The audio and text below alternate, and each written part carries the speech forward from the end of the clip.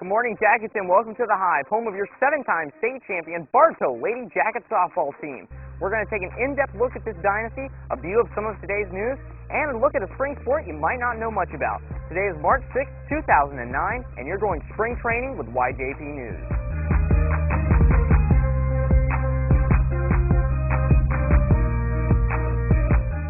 The Bartow Lady Jacket softball team is gearing up for another exciting season of softball, hoping to emulate all the success they've had in the past. YJP freshman reporters Corey Lee and Ben Walworth have more on this high school dynasty. Hey Jackets, it's that time of year again. The spring sports schedule sets the stage for another exciting softball season. That's right, Corey. The Lady Jackets are getting all set for another year with hope of yet another championship.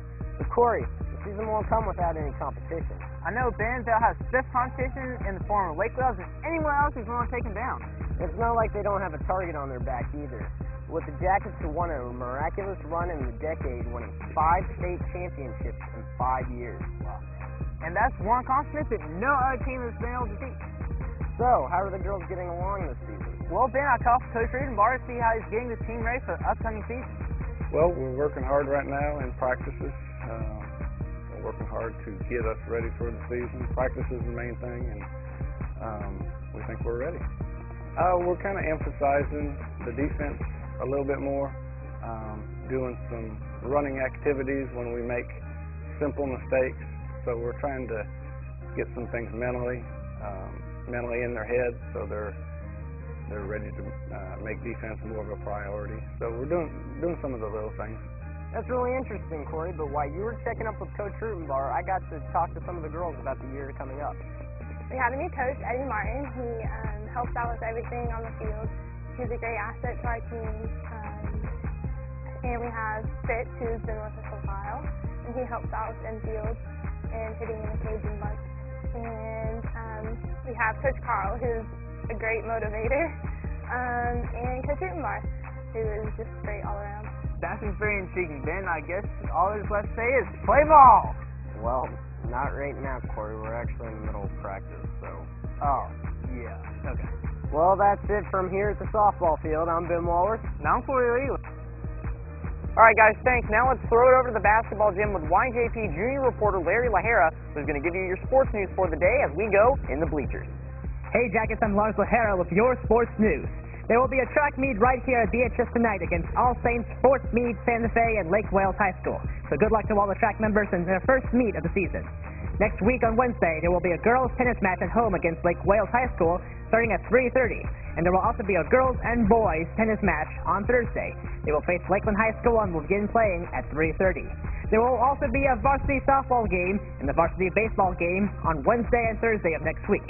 All games start at 7:30. The softball team will be competing against Tenorock and Lake Wales, and the baseball team will be taking on Lake Wales, followed by Kathleen High School the very next day. Also, the junior varsity softball and baseball teams will have a game on Thursday. Both games will be played at Lake Wales and will start at 4:30. Now, we all know that last night at the Civic Center was the setting for the boys basketball state semifinal against the Cocoa Tigers. Now, here's Justin Lavasser with a look at how the game played out. The Yellow Jackets took on the Cocoa Tigers last night in the George Jenkins Arena at the Lakeland Center. The defense held on to an early lead at the end of the half as the Jackets went into halftime with a 23-21 lead. However, the Tigers' speed proved to be too much for the Jackets as they fell in the second half, ending the game with a final score of 61-52. The Jackets completed their season with a regional championship. Now back to Larry with the rest of today's sports news. Thanks, Justin, for that report. Now, I'm Lars Lahara with your sports news. Let's turn it back over to Chris Thornburg. Now, while there are a lot of different sports taking place all around the Bartow campus, for those looking for a little bit more contact in their springtime fun, one school in Polk County offers up just that. Earlier this week, I went down to All Saints Academy to check out their lacrosse program.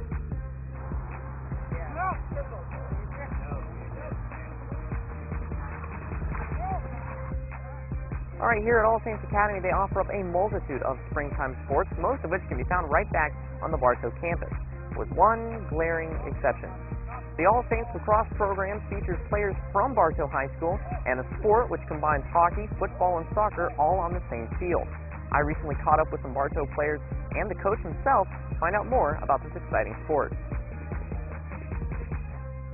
Well, I'm from Long Island originally, and I played lacrosse growing up, and then I went to Duke. and played at Duke for 4 years. And so it was a natural progression that when I had a chance, I wanted to spread the game. One of the things I like about lacrosse is you can develop a skill and fill a niche. You know, for football it pays to be really big. For basketball it pays to be really tall. But if you can develop a skill and do it really well, we'll find a place for you on the lacrosse field. I really believe it's a sport everybody can play. I find it, people might find it difficult, but I don't find it any different. When the season started, we got all together and we established the fact that although we're from a lot of different schools, we're just one team, and we really stress that family atmosphere. There's no cliques. If you're on the team, we're one big family. So it's not like there's the Bartow guys and the All Saints guys and the Winter Haven guys. We're all Saints lacrosse. Attack midfield and defensive midfield. Based on the attack, work it around the net, try to score. On defense, try to stop them from scoring and hit them as hard as possible. My 10th grade year, Coach Hendricks brought me into it, and basically ever since then, I've been playing. It's a fun sport, you get a score, you can hit people, I'm more to love. For those of you who don't know much about the sport of lacrosse, think about soccer, except instead of your feet, use a lacrosse stick.